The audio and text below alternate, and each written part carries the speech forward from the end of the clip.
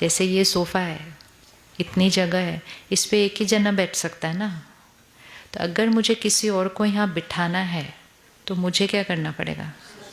मुझे खिसकना पड़ेगा। हाँ, मैं भी बैठूँ और वो बोलूँ वो भी बैठे तो नहीं हो सकता। तो मुझे क्या करना पड़ेगा? खिसक खिसक खिसक खिसक और उसको आराम से बिठाना है। तो जितना हमारा मैं यहाँ बैठा होता है उतना बाबा नहीं बैठ सकता है। बाबा नहीं बैठ सकता है। और जितना बाबा नहीं बैठ सकता तो फिर मुझसे औरों को बाबा का अनुभव नहीं हो सकता, क्योंकि यहाँ कौन बैठा है? मैं बैठा हुआ है। मैं बैठा हुआ है तो बाबा बोलेगा आप बैठे हो तो आप बैठो फिर। तो इसीलिए बाबा कहते हैं मुरली में, या तो बात बैठ सकती है या तो बाप बैठ सकता है। अगर आप यहाँ पर बात को बिठा दोगे तो यहाँ बात ही बैठेगी। लेकिन अगर हर चीज़ में बाबा बाबा बाबा, और बाबा एक शब्द नहीं है, शब्द नहीं, शब्द तो हम पहले भी बोलते थे। बाबा एक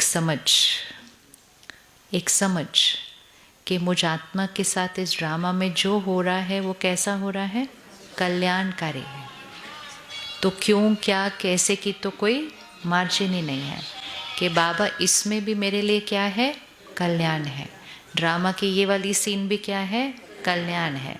कोई आकर कहेगा सब कुछ गड़बड़ हो गया, आप मन में कहना बाबा इसमें भी मेरे लिए कल्याण है। तो उस समय यहाँ कौन बैठा? बाबा बैठा।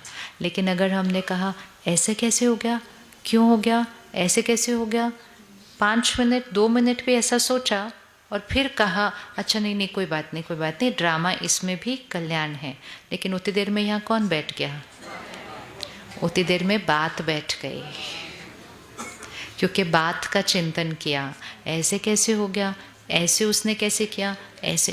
तो इसीलिए ऐसा नहीं हम कर सकते कि पहले बात को बिठाएं फिर बात की अच्छे से खातिरी करें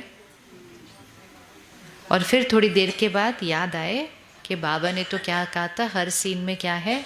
कल्याण है। तो उतनी देर में शक्ति क्या हो जाएगी आत्मा की। और अगर हमारी शक्ति घटेगी तो हमारे से औरों को शक्ति।